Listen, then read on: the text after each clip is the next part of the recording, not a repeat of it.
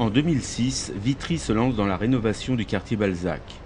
Pour l'ouvrir sur la ville et améliorer le cadre de vie de ses habitants, 660 logements seront démolis dans la cité pour 1320 construits à Balzac et dans d'autres quartiers.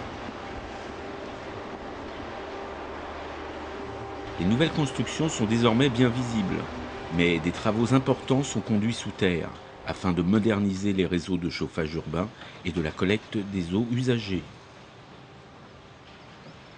On est sur la cité Balzac. Donc ici ce qu'on voit là c'est de la voirie qui a été réalisée donc sur la deuxième partie de Balzac. Et pour l'instant il y a beaucoup de barrières pour protéger justement des cheminements piétons de la circulation des véhicules de chantier. Et il y en a. Et voilà, il y a une densité importante de circulation piétonne et surtout véhicules. Là à droite c'est une voie qui est en provisoire parce que donc les aménagements de l'OPH ne sont pas finis. Et alors là-dessous, là, sous cette route, il s'en passe des choses là-dessus. Alors, sous la route, là, ce qu'on voit là, avec les tampons importants là, voilà donc. Les tampons, c'est-à-dire. Les tampons, c'est ce qu'on voit ici là. Voilà. Hein. Alors en fait, ça en fonte, ça permet d'accéder aux ouvrages qui sont en dessous. Donc là, en l'occurrence, c'est des tampons qui servent pour le chauffage urbain. Donc c'est-à-dire qu'ici, il y a des conduites de chauffage urbain qui cheminent sous la route. Il n'y a pas que du chauffage urbain. Il n'y a pas que du chauffage urbain. Il y a d'autres tampons, ce qu'on voit, ceux qui sont circulaires là. C'est des tampons pour visiter les ouvrages, mais d'assainissement. Donc il y a de l'eau usée et de l'eau pluviale. Donc ils sont pareils enterrés sous la chaussée. En fait, dans une rue comme ça, on ne se rend pas compte qu'il y a tout ça en dessous. Oui, en fait, un préalable avant de réaliser les chaussées, il faut déjà enfouir tout ce qui est réseau, y compris l'électricité, y compris le gaz, y compris l'éclairage public. En fait, à la fin, on ne voit plus que le revêtement final, alors qu'en dessous, il se passe des choses quand même. Donc la rue pleine de bouches. Voilà, donc avec le chantier qui est en construction, là, c'est ce qu'on appelle l'îlot 1B. Et donc ça, c'est les travaux qui ont été faits dans la toute première phase, la voirie ici. En quelle année à peu près? Je crois il y a 3 ans déjà. Hein. Et donc la même chose, on a fait la même chose que sur cette partie-là. La seule chose, c'est qu'on n'a pas encore posé les bordures de chaussée. Eh oui. Là, les bordures ont été posées, alors que là, elles seront posées dans une deuxième phase. Et là, alors c'est coupé. Donc là, l'accès est fermé parce que c'est un autre chantier. Donc là, c'est la dernière phase en cours. Et donc on voit tout un tas de tranchées, tout un tas de réseaux qui peuvent cheminer. Là on voit les tranchées, là. On parlait tout à l'heure de chauffage urbain.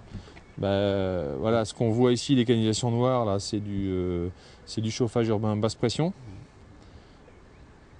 Et en fait, avant d'ailleurs de poser ces canalisations-là, donc on voit les têtes de regard un peu plus loin.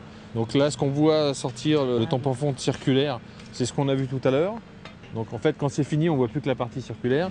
Et en fait, la partie béton circulaire en dessous, c'est le regard proprement dit. Donc c'est un ouvrage circulaire qui fait 1 mètre de diamètre, qui descend sur les ouvrages d'assainissement. Ça permet de descendre dedans pour vérifier, éventuellement les nettoyer s'il y a besoin. On les voit ici, là-bas, donc c'est-à-dire que partout où il y a des regards, en dessous il y a des réseaux.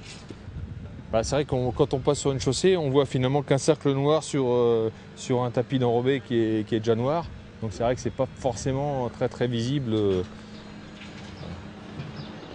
Donc ici la voie va se prolonger pour raccorder sur la rue Ancienne Brondenay. Donc là les réseaux d'assainissement sont finis dans cette zone-là. Donc il reste encore les réseaux, donc l'eau potable, le chauffage urbain qui est sur le côté. Et de ce côté-là, de l'autre côté, donc la même chose derrière la pelle, on va raccorder sur la rue Balzac au bout, au niveau des barrières vertes tout au bout là-bas. Il y a énormément de barrières sur le site parce que maintenant le square a été ouvert. Il y a de nouveau des habitants qui commencent à revenir dans les parties réhabilitées. Donc il y a une gestion piétonne importante. Ça pose quelques problèmes, quoi. Mais oui, parce qu'en plus, le chantier continue. Il faut vivre et puis non seulement il continue, mais il s'amplifie. C'est-à-dire qu'il y a de plus en plus de monde sur le chantier. Bientôt, il va y avoir la crèche aussi qui va commencer. Donc ça devient compliqué.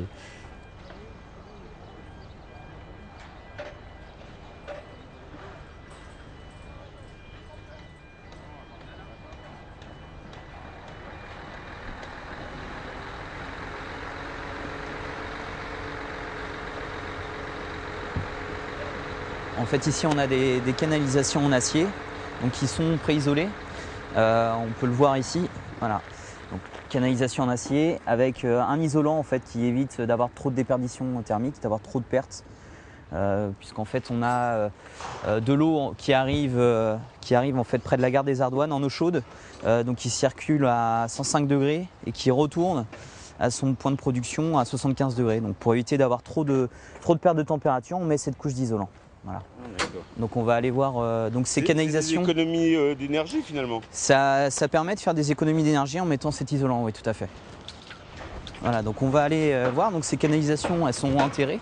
Donc on a à peu près 1,30 m en fait de profondeur. Donc on a les canalisations en fait qui sont posées sur un lit de sable. Voilà, et qu'on viendra après remblayer.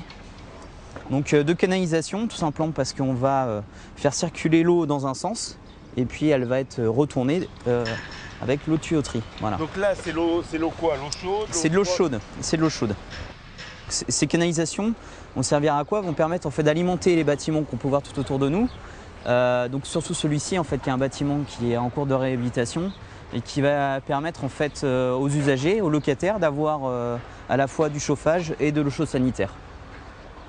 Voilà, donc on a en fait des points de livraison qui sont dans les bâtiments et qui permettent en fait d'utiliser cette eau chaude qui circule donc sous la voirie. Et alors c'est quoi les points de livraison exactement? Alors, les points de livraison, c'est ce qu'on appelle en fait des sous-stations. C'est ni plus ni moins qu'un échangeur en fait qui va permettre d'échanger en fait la chaleur qui arrive donc sous terre avec celle qui circule directement dans les bâtiments. Qu'est-ce qu'il va y avoir ici là, à l'emplacement où on est exactement? Alors ici, on est en pleine chaussée. De toute manière, la plupart en fait des réseaux de chaleur, les canalisations passent sous la chaussée. C'est un service public et ça passe dans le domaine public.